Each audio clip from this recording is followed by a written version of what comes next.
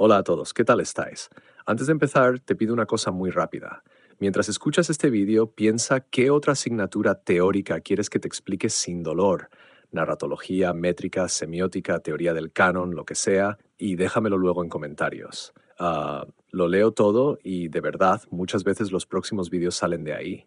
Y si este tipo de contenido te resulta útil, dale a like, porque así sé que vamos por buen camino. Yo soy Álvaro, filólogo hispánico y doctor en lengua española. Y antes de seguir, quiero decirte algo importante. No hace falta que tomes apuntes. Ponte los auriculares, escucha con calma y deja que las ideas se te vayan colocando solas, porque la literatura comparada no se memoriza, se aprende a mirar. En este vídeo tienes la explicación clara y definitiva de qué es la literatura comparada como disciplina académica para nivel de bachillerato y primer ciclo de carrera. Y con una idea central que te tienes que llevar grabada. Comparar no es un capricho, es la manera natural de entender la literatura. Vamos a situarnos.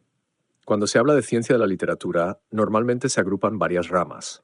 Por un lado está la historia de la literatura, que estudia el origen y la evolución de los movimientos, autores y obras. Es la mirada diacrónica, histórica, desde que un texto nace hasta cómo se recibe. Luego está la crítica literaria, que no es un me gusta o no me gusta sin más, sino una valoración construida desde experiencia de lectura, desde comparación, aunque sea inconsciente, con otros textos. Y también está la teoría de la literatura, que intenta explicar los principios de lo literario, cómo funciona un género, qué es una voz narrativa, qué es un motivo, qué hace que algo se lea como literatura. Y aquí entra la cuarta pieza, la literatura comparada, que es inseparable de esas otras tres. ¿Por qué? Porque la literatura comparada no vive aislada, trabaja con historia, con crítica y con teoría, pero lo hace con una herramienta clave, el método comparativo. De hecho, si lo piensas, esos impulsos han ido apareciendo en un cierto orden.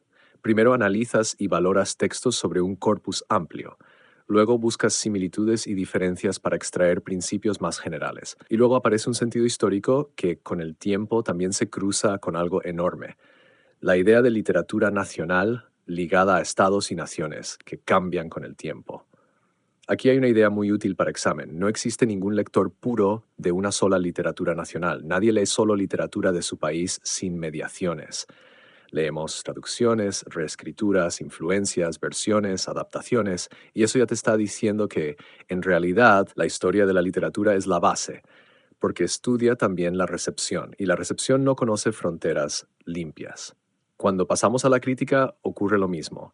No hay un único análisis correcto para cada texto, porque tu lectura se apoya en tu experiencia literaria, y esa experiencia es comparativa por naturaleza. Un texto te suena a otro, una escena te recuerda a otra, un personaje te activa una imagen previa. Comparas para construir sentido.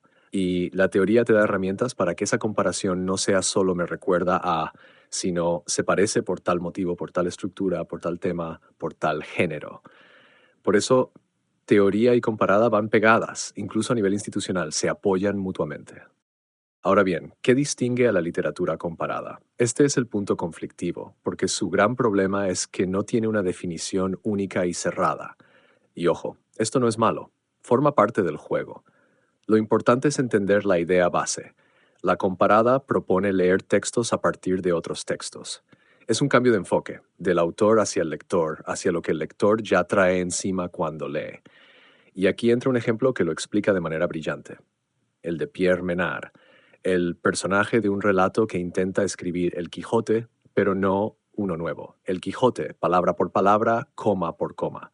Y aunque el texto sea idéntico, no es el mismo. ¿Por qué? Porque cambia el momento histórico, cambian las connotaciones, cambia lo que el mundo entiende por historia, por verdad, por lengua, por autor. La idea es demoledora. El momento de la enunciación modifica el enunciado.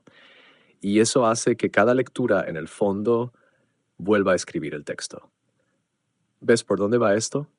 La literatura comparada te entrena para asumir que los textos están impregnados de otros textos, que leemos con memoria cultural, que comparar no es una técnica rara, es una operación cognitiva básica. Ahora, cuidado. Una definición tradicional diría, la literatura comparada estudia las relaciones entre diferentes literaturas. Y sí, pero enseguida aparecen problemas. Por ejemplo, solo podemos comparar si hay fronteras lingüísticas claras. Podemos comparar un libro en inglés del siglo XVII con uno en inglés del siglo XXI, si la lengua ha cambiado. Podemos comparar un texto literario con una película o con música. En cuanto te haces esas preguntas, la disciplina se vuelve necesariamente más abierta. Y aquí aparece otra batalla, las fronteras lingüísticas y nacionales. La literatura nacional se define por límites geográficos y políticos que son variables. Y además, una lengua puede compartirse entre varias naciones y un territorio puede tener varias lenguas. ¿Qué haces con autores bilingües? ¿Qué haces con literaturas del exilio? ¿Qué haces con tradiciones minoritarias que quedan fuera del canon nacional? Por eso la literatura comparada ha incorporado temas que hoy son centrales: el canon y los procesos de canonización, los géneros y literaturas menores, y una perspectiva multidisciplinar que no se limita a novelas comparadas con novelas, sino que se abre a otras artes y a otros materiales culturales. Y en este punto conviene que tengas muy claras dos grandes escuelas o enfoques históricos. Una línea tradicional, nacida desde la mirada de las filologías nacionales, se centró mucho en fuentes e influencias, en rastrear relaciones concretas con documentación, biografía, circulación de textos. Y otra línea, más supranacional y más teórica, defendió que puedes hacer comparada incluso dentro de una sola tradición, porque lo importante es el gesto comparativo y el marco conceptual, no el pasaporte del autor. Esto enlaza con una idea clave que repite mucha teoría comparatista. La literatura comparada es en el fondo encuentro con el otro. Es una forma de superar nacionalismos culturales cuando se vuelven estrechos. Por eso, hoy se conecta con enfoques feministas, estudios de género, sexualidades no normativas, poscolonialismo, exilio, migración, y en general con todo lo que obliga a pensar la literatura como algo que circula y se transforma. Y ahora un bloque importante de historia. Siglo XIX. Es el siglo de los nacionalismos, pero también es cuando nace con fuerza el comparatismo. En Francia aparece una historia comparada de la literatura que al principio es bastante intracultural. Compara dentro de una misma civilización, sobre todo la europea occidental. A finales del XIX la disciplina se organiza en la universidad, pero paradójicamente se subordina muchas veces a filologías nacionales. Y aquí tienes una frase de examen, la paradoja de la literatura comparada. Nace justo en el centro del debate sobre identidad nacional, pero tiene una aspiración cosmopolita, supranacional, como contrapeso a los nacionalismos culturales. Es decir, nace donde más fuerte está la frontera para intentar cruzarla. Y si hay un antecedente mítico de todo esto, es la idea de literatura mundial, la Weltliteratur. Se cuenta la escena. Un gran escritor europeo lee una novela china traducida al alemán y se da cuenta de que lo ajeno no es tan ajeno y de que la literatura nacional puede ser una limitación. Lo importante aquí es la intuición. Hay que leer más allá de las fronteras. Pero también aparece el problema. ¿Podemos confiar plenamente en la traducción? No existe un trasvase limpio, pero aún así la traducción es precisamente lo que hace posible que los textos viajen. Y aquí meto, como ampliación desde investigaciones actuales, tres ideas muy aprovechables.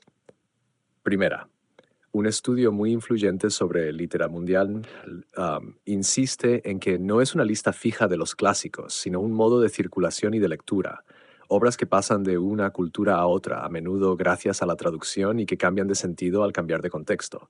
Segunda, un texto clásico sobre la disciplina, escrito en el siglo XX, habló directamente de una crisis de la literatura comparada por su exceso de positivismo, demasiada obsesión por demostrar influencias como si fueran cadenas mecánicas y poca atención a la obra como forma artística y a la lectura como construcción de sentido.